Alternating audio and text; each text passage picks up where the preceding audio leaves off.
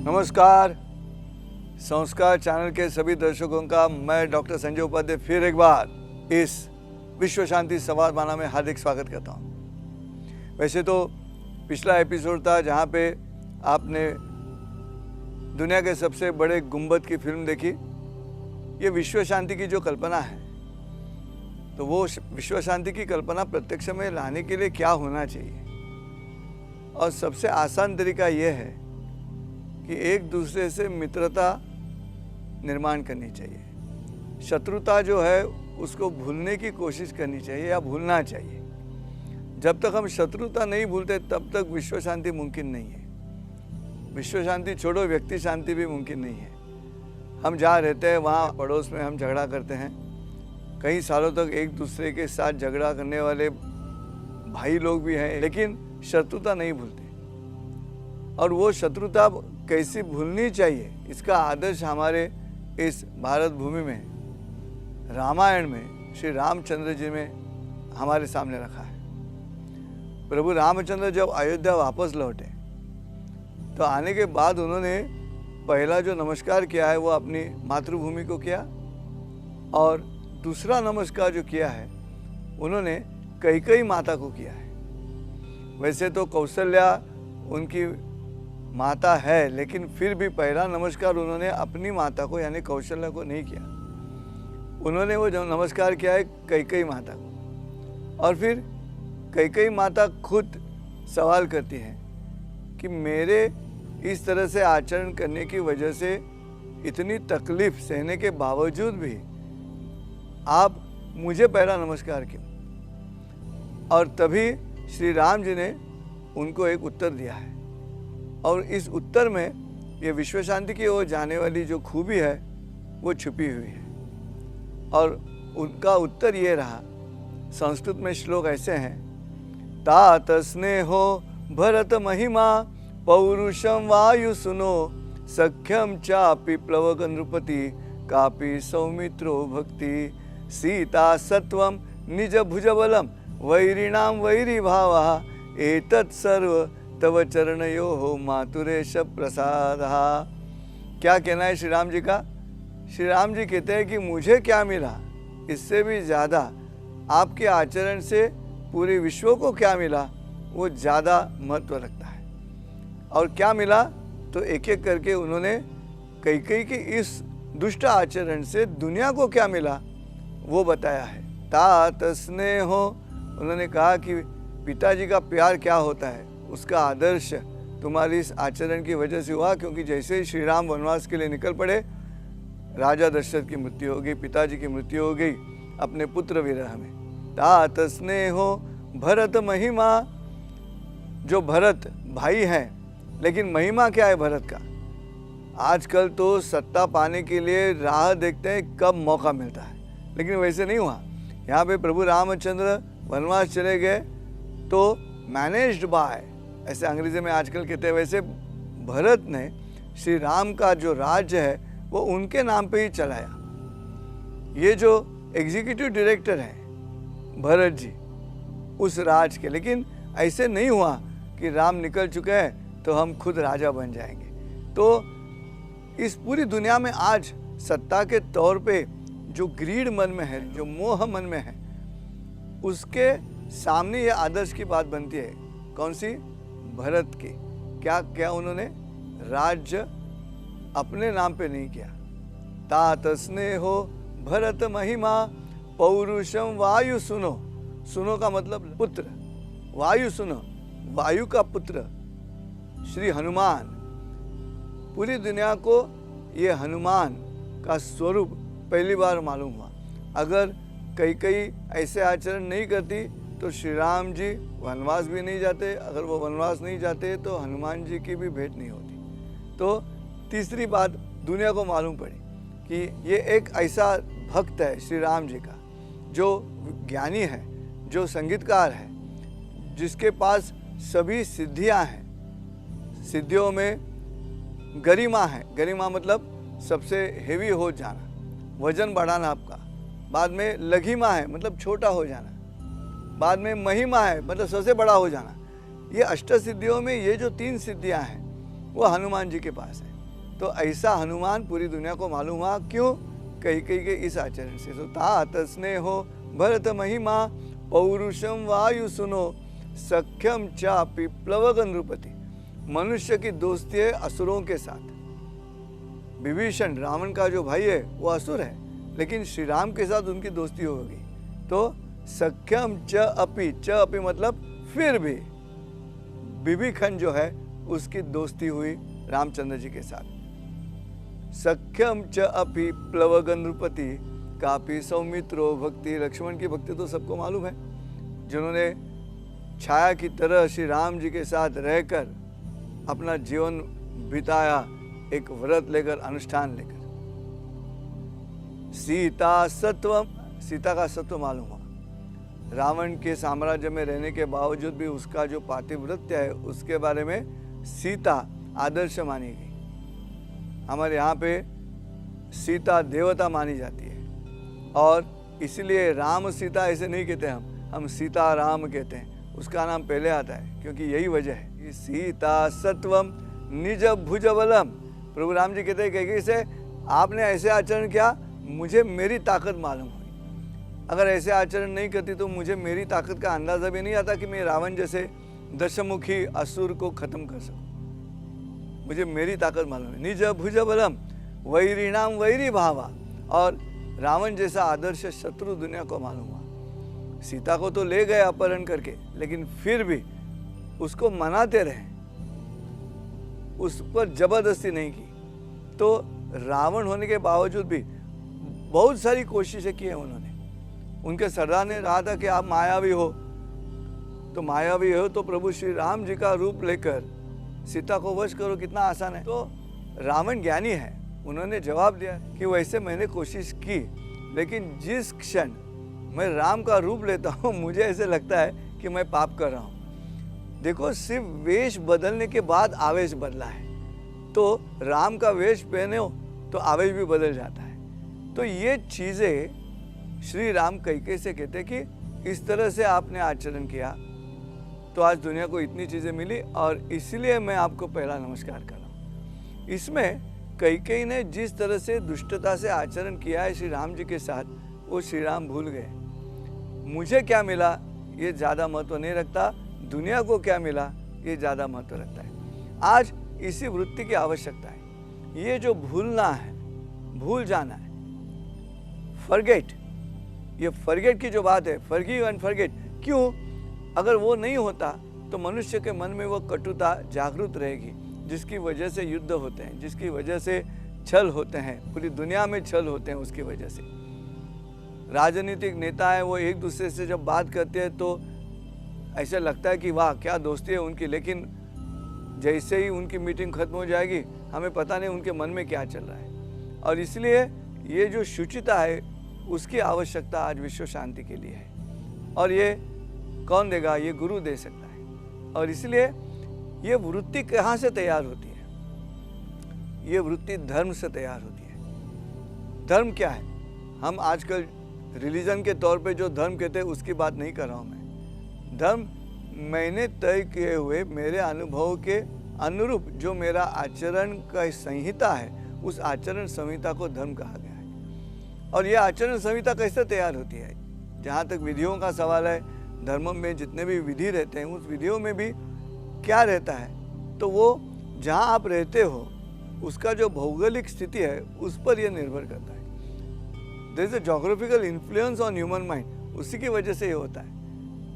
एक सादा सा एग्जाम्पल आपके सामने रखता हूँ। उदाहरण ऐसा है, चलो संगीत की बात लेते हैं। संगीत हर जगह पे अलग अलग है। इस पूरे विश्व में संगीत अलग है। पश्चिमी संगीत अलग है, पूर्व की तरफ संगीत अलग है। तो ये अलग संगीत क्यों तैयार हो गए? जहाँ तक पृथ्वी के हमारे यहाँ का जो हिस्सा है पूरा, जहाँ पे इतनी ठंड नहीं रहती है, तो वहाँ पे जो संगीत है वो संगीत सारे गम पद निसा का जो सा का जो खर्ज है उस तरफ जाने वाला संगीत है, जो पहला सा है और ऊपर का सा है सब तक का। तो ऊपर के सा के ऊपर जाने वाला संगीत ज़्यादा हमारे देश में नहीं दिखाई देता। वो खर्ज में गाते और नीचे चले जाएंगे। क्यों? अगर वो पश्चिमी म्यूज़िक की तरह खड़े होके डांस करेंगे जोर जोर से तो यहाँ पसीना पसीना हो जाएंगे। तो ये जोग्राफिकल इन्फ्लुएंस है। लेकिन जहाँ पे ठंड ज़्यादा है वहाँ पे अपने शरीर में जो ऊर्जा तैयार करनी है, उस ऊर्जा को तैयार करने के लिए बात बनती है तुम कुछ कसरत करो। और इसलिए गाने के साथ कसरत भी बनती है। इसलिए पश्चिमी म्यूज़िक ज़्यादातर तौर पे हम देखते हैं वो रिदम पे निर्भर करता है और फिर वो हाई पिच में गाया जाता है, हाई ऑक्टेव में गाया जाता है, इस तरह से गाया जाता है। एक सिंपल एग्जाम्पल है कि जहाँ तक ये सांस्कृतिक निर्मिति का सवाल है, वहाँ पे ज्योग्राफी कैसे इन्फ्लुएंस करती है। मनुष्य का जो धर्म है ना, वो इसी तरह से तैयार होता है। और इसलिए जहाँ पे सूरज तकलीफ देता है रेगिस्तान में, वहाँ पे सूरज भगवान नहीं बनता।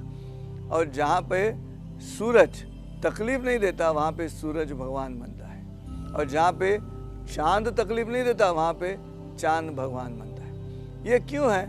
तो ये निसर्ग का और मनुष्य का जो नाता है उस पर निर्भर करता है। और ये फ़र्क है, आज भी फ़र्क है। और ये फ़र्क अगर हम नहीं भूल पाएंगे, एक दूसरे का मन जीतने के लिए कुछ न कुछ ब्रिज तो होना चाहिए। तो ब्रिज कैसे तैयार किया जा सकता है?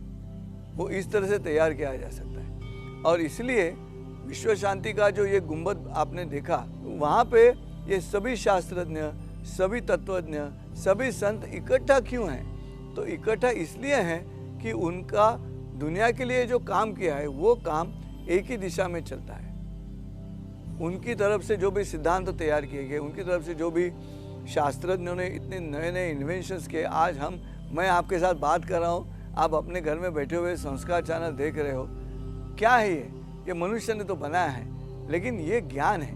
वो ये जो साइंटिस्ट है वो भी संत है ना, क्योंकि अगर संत मनुष्य के आचरण में अच्छाई लाने के लिए कुछ काम करते हैं, तो हमारे जीवन में इतनी तांत्रिकी सुविधा जिन्होंने निर्माण की, वो संत नहीं है? तो ये मनुष्य के मन के शास्त्रज्ञ हैं और वो मनुष्य के सुविधा के संत हैं। इस तरह से हमें देखना चाहिए। और यही बात इंजीनियर है विश्वधर्मी डॉक्टर विश्वनाथ कराड, जिनके मन में बार बार आती है। और वो इसलिए आती है कि वारकरी संप्रदाय में, महाराष्ट्र में संत ज्ञानेश्वर, संत तुकाराम, संत चोकोबा, संत नामदेव, ये सभी संत, वैसे तो कास्टिज्म की बात की जाए तो अलग अलग जाति से है, लेकिन उनकी दिशा एक ही है। और वो एक दिशा है अध्यात्म की, जहाँ पे मनुष्य का जो स्वभाव है वो पूरी तरह शांत हो जाता है। फिर वहाँ से अध्यात्म शुरू होता है। लोग मुझे पूछते हैं आप आध्यात्मिक हो क्या? तो मैं कहता हूँ हाँ मैं आध्यात्मिक हूँ। बोलते क्यों आप आध्यात्मिक है? तो मैं कहता हूँ मैं बिना वजह प्रसन्न रहता हूँ। मेरी प्रसन्नता के लिए कोई कारण नहीं है, इसलिए मैं आध्यात्मिक हूँ। बस हो गया। आध्यात्मिक होने के लिए मैं बहुत तपस्या करूँ, ध्यान लगा कर बैठूँ, इसकी आवश्यकता नहीं है। या मेरे धर्म के जो भी रिचुअल्स है वो करूँ, ऐसी बात नहीं है। संत ज्ञानेश्वर जी ने पसायदान में कहा है कि विश्व स्वधर्म सूर्य पाहो। ये क्या है? विश्व स्वधर्म की बात कब बनती है? स्वधर्म, ये कोई धर्म सांप्रदायिक धर्म की बात नहीं है। तुम्हारा क्या धर्म है, तुम्हारी क्या वृत्ति है, उस पर यह सब निर्भर करता है। और हर एक की वृत्ति अलग अलग रहेगी, क्योंकि शास्त्र कहता है पिंडे पिंडे मतिर्भिन्ना। ये डॉक्टर की तरह है। अगर कोई मरीज डॉक्टर के पास जाता है तो डॉक्टर ऐसे थोड़ी है कि एक ही दवाई सबको दे रहा है। पेशेंट को चेक करता है और उसका जो निदान है, उस निदान के तौर पे वो अपनी दवाई निश्चित करता है। अब मरीज तो अज्ञानी है, डॉक्टर ने दवाई में क्या डाला है मरीज को पता नहीं है, लेकिन डॉक्टर की सूचना श्रद्धा तौर पे सुननी चाहिए। डॉक्टर ने कहा ये दवाई 3 बार ले लो, 3 बार ले लो, बस।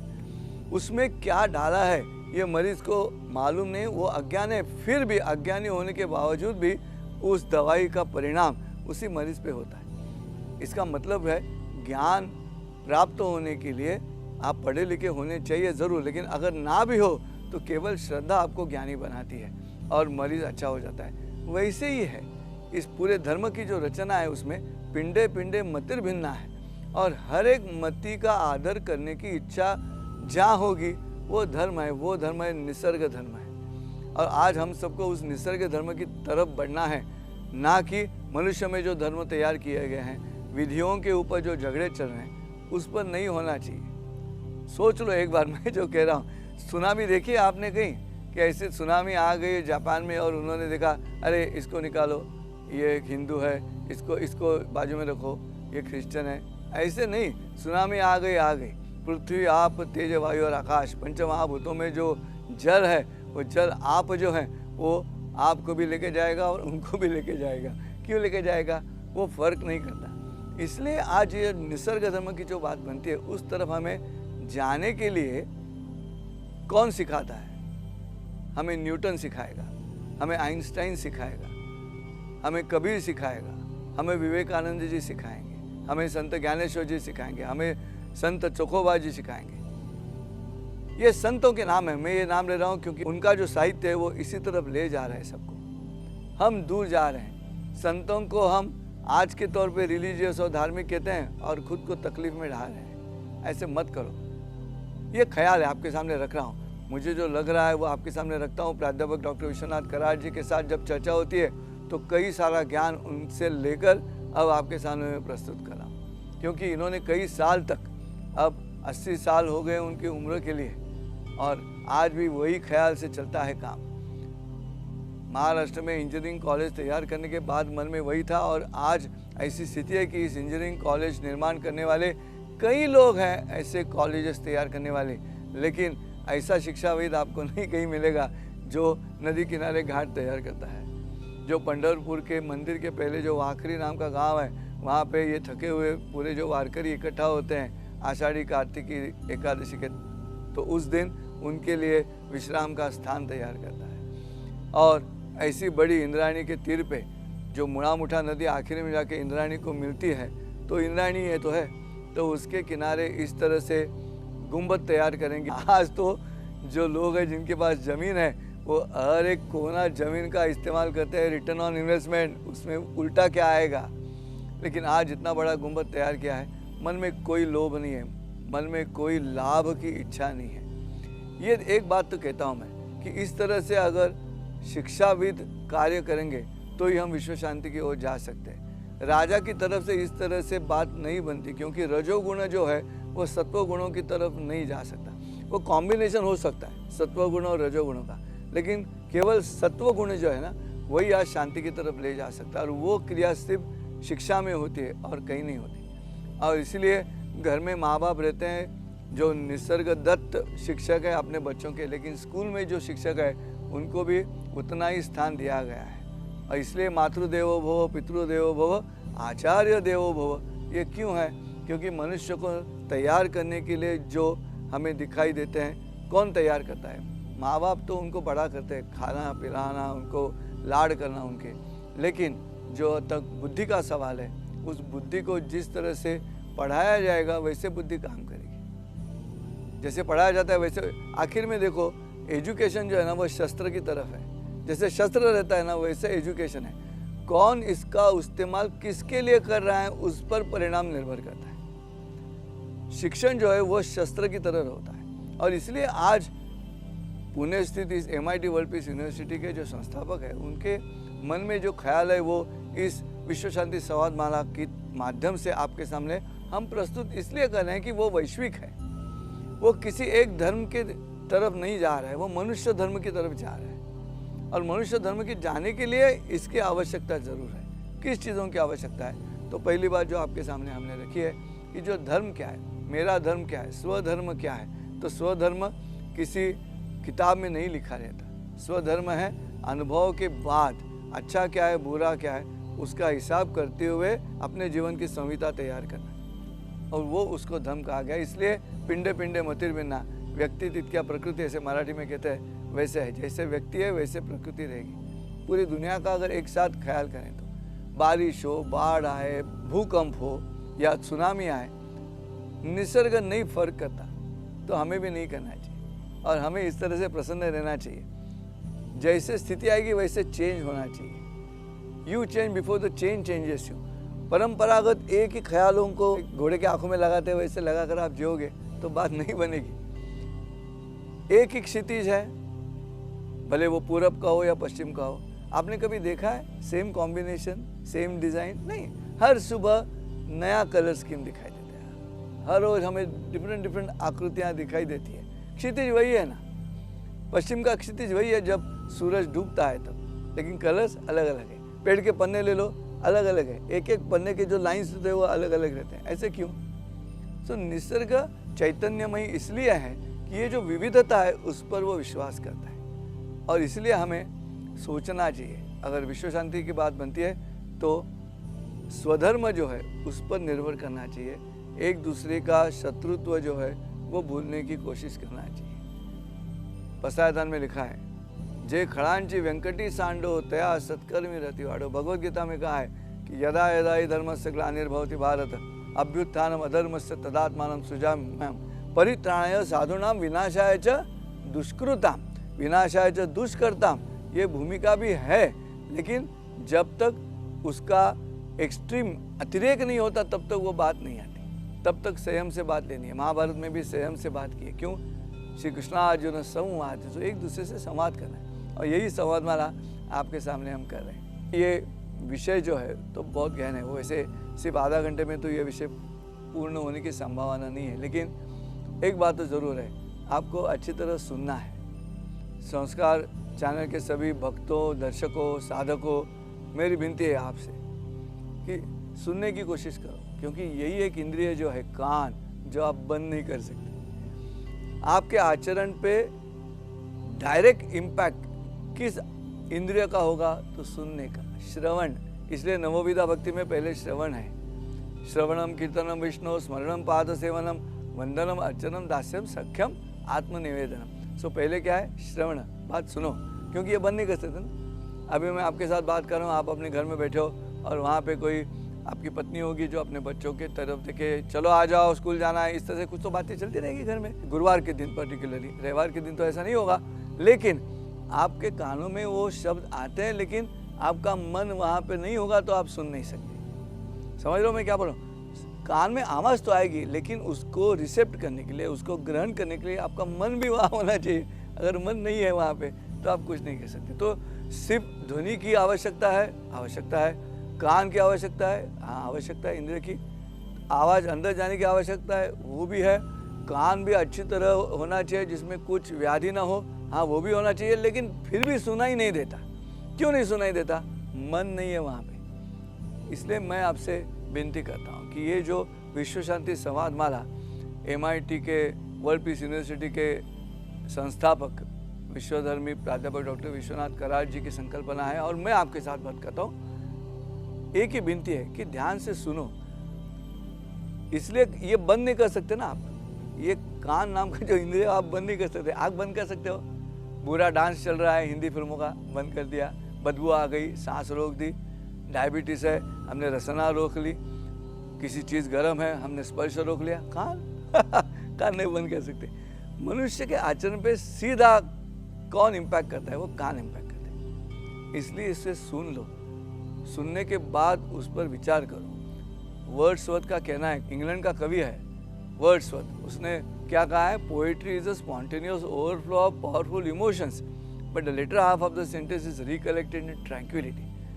ट्रैंक्विलिटी में, एकांत में फिर चिंतन करो तो बात बनेगी। तो अभी आज गुरुवार के दिन या रविवार के दिन जब मैं आपके साथ बात करूंगा, आप प्रवचन खत्म होने के बाद उस पर चिंतन कीजिएगा। अभी सिर्फ सुनिएगा, अपने मन में कुछ विचार नहीं होने चाहिए, कुछ विचार लहरी नहीं होनी चाहिए।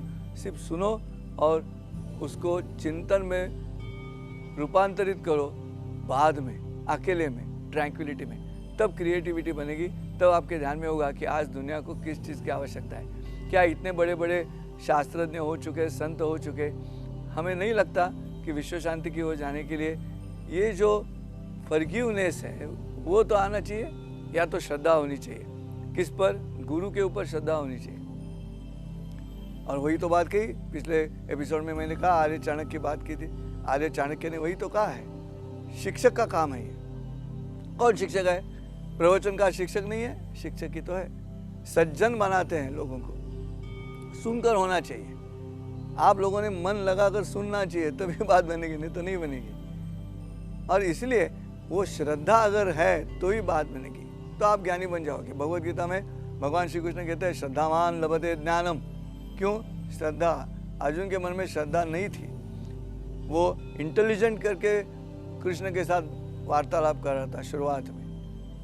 भगवान श्री कृष्ण ने पूछा भी उसे, प्रज्ञावादांश भाषा से, क्या मुझसे खुद को इंटेलिजेंट समझ के बात कर रहे हो क्या? आस्ते आस्ते आस्ते 11वां अध्याय जब आ गया, विश्वरूप दर्शन, जो मैं हूँ वो सामने रखा श्री कृष्ण ने, तभी अर्जुन के ध्यान में आया कि अरे हमें यहाँ पे भक्ति चाहिए, श्रद्धा चाहिए। इसलिए 11वां अध्याय होने के बाद 12वां अध्याय में भक्ति योग आ गया। आज हमें भक्ति योग की आवश्यकता है। भक्ति का मतलब क्या है? डिवोशन। डिवोशन का शब्द क्या है? डिवोट।